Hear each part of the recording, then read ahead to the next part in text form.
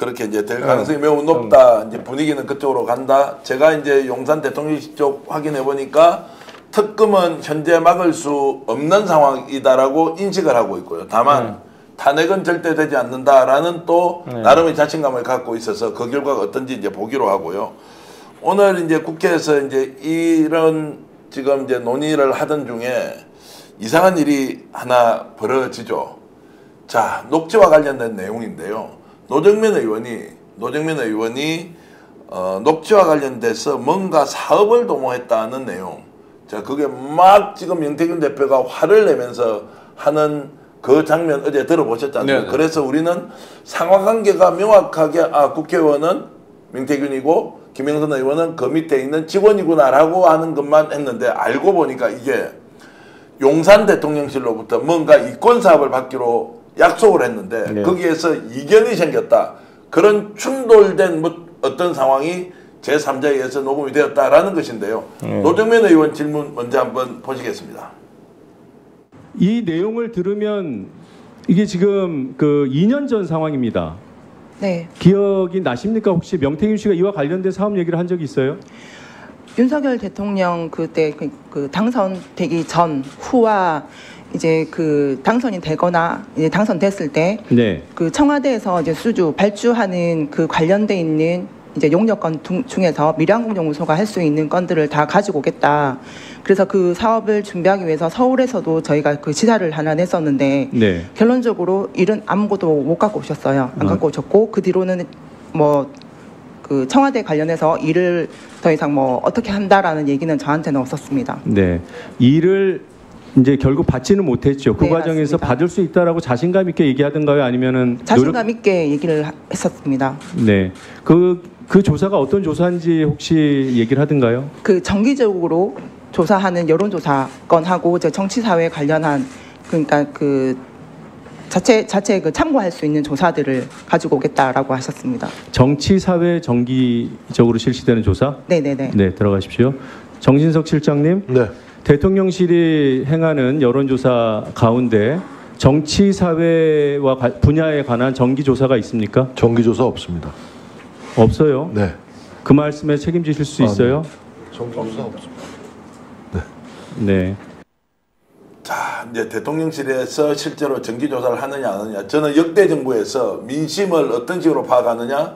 비공개 여론조사 청와대에서 합니까 안 합니까? 당연히 하죠. 그런데 하지 않는다고 얘기해요. 말도 안 되는 거지. 하거든요. 일반 개인 국회의원도 하는데 그거 안 하겠어요. 자, 저걸 누구에게 주려고 했느냐. 자, 정권 출범을 했습니다. 2022년 5월 10일 날 대통령이 취임을 하죠. 자, 그리고 그 당시에는 이름을 용산이라고 붙이지 않았습니다. 대통령실도 아니었습니다. 청와대였습니다. 그때 이권 사업을 하나 주기로 했던 모양입니다. 그게 뭐냐. 용산 대통령실에서 필요한 민심 동향을 파악하는 정치사회 분야의 여론조사를 명태균이 받기로 하고 대통령이 2번이나 정리하라고 했다. 그런데 이게 김영선의 반대로 잘 안 된 거예요. 자, 그것 때문에 저 싸움이 일어났는데 오늘 스픽스에서 저 풀 녹음 내용을 올리니까 무려 50만 명 정도가 봤습니다. 그거 여러분들 다시 들어보면 깜짝 놀랄 텐데요. 명태균과 김영선이 조금 전에 노정면 의원이 질문했던 그 내용을 상기하면서 이 녹취 내용 한번 들어보십시오. 깜짝 놀랄 겁니다. 대표님 왜 얘기해? 하지 말라니까요. 대통령이 알아서 하겠다 하는데 왜 그래요?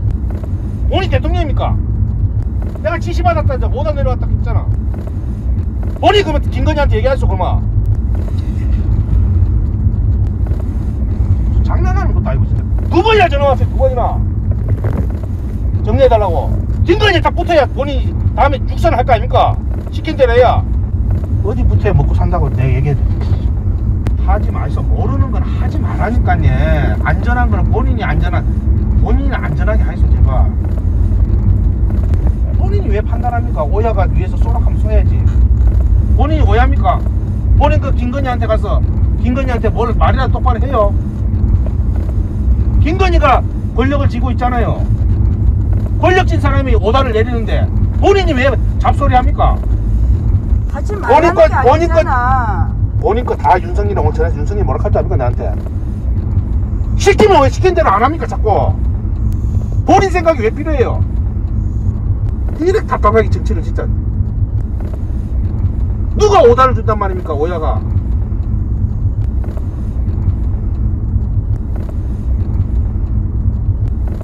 내가 꼭 그런 얘기를 해야 됩니까? 시키면 시킨 대로 하이소 그냥. 내가 지금 지금 여론조사 장사합니까? 내 여론조사 해갖고 돈 10원에 남기는 거 봤어요. 그 버릇 못 주고 그냥. 내가 그러면 그 앉아갖고 그 저 여론차 해갖고 요리조리 해갖고 예? 언론사 장사해 못 가요. 예? 그럼 김건희하고 대통령이 내보면 뭐라 하겠습니까? 나도 하기 싫어요 지금. 그래 해야 대표님도 공천받고 다른 사람도 하고. 내가 대통령한테 그러면 대통령이 지금 됐는데 당신은 정권 교체해서 여론이 적으니까 그냥 이해하고 그래 하소 이래 할까요? 김영선이가 이래 하라는데 아직도 본인이 뭘 잘못했는지도 모르. 오야가 쏘라 하면 쏴야죠. 청와대에서 계속 가니까 청와대에서 예? 지역 조사하는 거 ARS 돌리는 거 그거 받아야지. 내가 임원을 남거나 돈을 벌거나 어떤 행위를 하게 되면 대표님하고는 아무도 공천 못 받아요. 오로지 대통령하고 사모님 위해서 모든 걸 희생했어야 그래야 거기에 대한 반대급부를 받을 수 있는 거예요. 내가 장사 잘하고 할 수 있어요. 내가 김건희한테 윤석열한테 돈 받은 거 있습니까? 예? 그러니까 내가 가서 김영수에 공천 달라고 하고 저 공천 달라고 이야기를 할 수 있는 거지. 예? 사람 촉도 모르는 것이 맞아.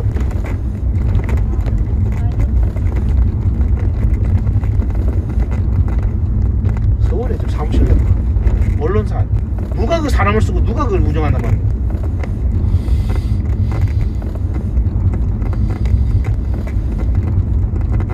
밤에 괜히 열받고 그러는데 시키는 대로 무조건 하겠다. 본인 육선되고 아무 내하고 인연 끊고 그냥 마음대로 해도 돼요. 자, 명태균 대표가 아마 오늘 이 방송을 보고 계신다면 저희 해석을 보고는 정말로 풀이를 잘한다고 하실 건데요. 간단히 요약해드리면 이렇습니다. 용산에서 주는 여론조사 ARS만 받아 먹으면 되는데 그건 대통령의 오야가 시키는 일인데 김영선 의원이 언론사 사무실 차려서 전방위로 ARS나 여론조사 영업을 하자라고 하면서 김영선이 자신의 친척 회사에 미래한국 연구소에 서울지사를 내버립니다. 판을 키우니까 이게 소문이 많이 날 거 아니에요. 명태균은 절대 그렇게 하면 안 된다. 용산에 주는 것만 먹어야 된다라고 하는데 김영선이 딴 마음이 생긴 거예요. 크게 판을 벌이니까 말리는데 이걸 대통령 부부가 알아설 가능성이 매우 높다. 두 번이나 오야가 이야기해서 정리를 하라고 하는데 왜 니는 말을 안 듣노? 자, 이렇게 해서 이제 싸우는 장면입니다. 아니, 싸우는 게 아니고요. 말리는 것도 아니고요. 예. 명태균 씨가 존댓말을 쓰고 김영선 의원이 반말은 하고 있는데 내용적으로는요. 일방적으로 야단 맞고 있네요. 야단을 맞고 있죠. 싸우는 게 아니잖아요. 일방적으로 깨지는 거잖아요. 제가 명태균 대표한테 직접 들었고 송 대표님, 명태균 대표 이야기하고요. 주변 인물들이 보니까 정말로 돈 문제 하나만큼은 김영선 의원이 엄청 부자입니다. 욕망이 끝이 없다는 거예요. 공짜로 국회의원이 됐잖아요. 그리고 자기 돈 10원도 안 냈습니다. 명태균이가 소위 말하는 수발이를 한 돈으로 보궐에서 공천을 받았고 그랬는데도 욕심이 끝이 없으니까. 재산이 얼마입니까, 김영선? 70억 정도. 신고된 재산이. 신고된 재산이 70억 정도 되고요. 저기 그 영등포 어디 가면 4층짜리 빌딩이 있고요. 제가 다 이제 들어서 알고는 있는데 저 충청도에 가면요 임야도 많이 사놨습니다. 자 그런데 이 사람이 미래한국 연구소 서울지사를 차려놓고 야 세게 해먹자라고 하니까 명태균이가 말이 되느냐 그게 용산 주는 것만 받아 먹어야 되지 왜 정리를 해주는데 딴 이야기 하느냐 오야가 무슨 이야기를 하는데 자, 그래서 이제 저 싸움이 일어났다. 기가 막히네요. 아마 이런 해석은 풀이는 예전에 가진 명태균처럼 제가 하고 있다 이렇게 생각하시면 됩니다. 아니 오선 국회의원이 그 정치에 대한 관심이 있는 게 아니라 재산 그 돈 벌려면 사업을 해야지. 참고로 저분이 서울대법대 운동부 출신이에요. 그 원래 이화여대 이화여대를 다니다가 맞습니다. 그만두고 저희하고 같은 8.1학번으로 서울법대를 갔어요. 맞습니다. 근데 변호사 때부터 제가 잘 알아요, 김영선을. 이정우 변호사랑 다 같은 로펌을 해가지고. 예. 결혼도 안 하셨잖아요, 저분이. 맞습니다. 혼자 사는데 큰 욕심이 저렇게 많아서. 차게 저 같은 사람은 집 한 칸 없이 살고 있는데 땅 한 평 없이 이거 나를 이 돈봉투로 이렇게. 그래서 저는 이 명태균 사건을 보면서 이야, 국민의힘 전당대회 당 대표 선거, 대선 후보 선거를 이런 식으로 치러놓고 이 송영길을 잡아 죽이려고 이 난리를 치고 있구나. 네. 자, 이게 참. 그 말씀도 한 말씀 해주십시오. 오늘 정말 너무 아니, 강남에 사무실 차려놓고 네, 송 대표님은 재산이 얼마나 되는지부터 한번 얘기해 주세요. 저는 지금 5, 6억 될 겁니다. 5, 6억. 네. 근데 전세 보증금 4억 3천만 원에. 아니 그래서 지금 서초동 쪽에 강남 사무실 만들어 놓고 위장 사무실을 대선 과정에서 쓰면 어떻게 됩니까? 선거법에서 이거는요 다 구속이에요. 그럼요. 당선 무효죠. 당선 무효되는 거죠. 이번에 폭로한 신용환 그 교수가 제 대학과 직계 후배입니다. 예. 저라서 바로 통화를 했는데 신용환이 원래 이제 박근혜 정부 때 청년 특별위원장으로 갔다가 이번에 이제 정책 그 파트에 들어가서 했다는데. 자기 또 많이 또 아마 가지고 있을 거예요. 찾아보고 있다 그러더라고요. 네. 자기 자료를. 그런데 어찌됐건 대통령 그 선거 본선 마지막 날까지 미래한국연구소 그 명태균 여론조사를 가지고 정책회의를 했다 그러는 거니까 어찌됐건 강남에 별도로 선관위 신고되지 않는 화랑이라는 별도 사무실 그 건물 주인이 정상명 검사장의 사이라 그랬죠. 사이하고 그 며느리 아니 딸하고 사이. 그 부부 소유 건물에 어떤 호의적으로 그것도 무료로 들어갔겠죠. 전부 다 저게 정치자금법 위반이 될 거고 유사 선거사무소 설치 위반이 될 것입니다. 근데 이제 제가 속해 있는 싱크탱크 목사연을 가지고 지금 이렇게 저를 정치자금법 위반이라 해서 그를 딸딸 말아 기소하고 있기 때문에 그 뉴스를 보면서 더 억장이 제가 터지더라고요. 그러니까요. 네. 그래서 국민들에게 저것은 조작이고 왜곡이고 편집된 것이다라고 이제 얘기를 하고 있으니까요. 정말로 이제 억이 꽉꽉 막히는데 여러분들께 오늘 자 11,000분 정도 들어와 계신데 제가 폭로 하나 더 하겠습니다. 방송에 최초로 말씀드리는데요. 저 사업을 할 때 김영선 의원이 자 서울에 모처에 중구에 사무실 하나를 열어버렸습니다. 그래서 명태균이 반대를 했잖아요. 그래서 용산에서 일을 받을 걸 못 받게 되는 거죠. 그 사이에 갈등이 굉장히 많이 생겼습니다. 근데 그 명태균이 누구와 함께 사업을 하려고 했느냐.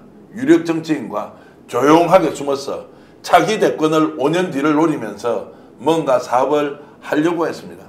이준석?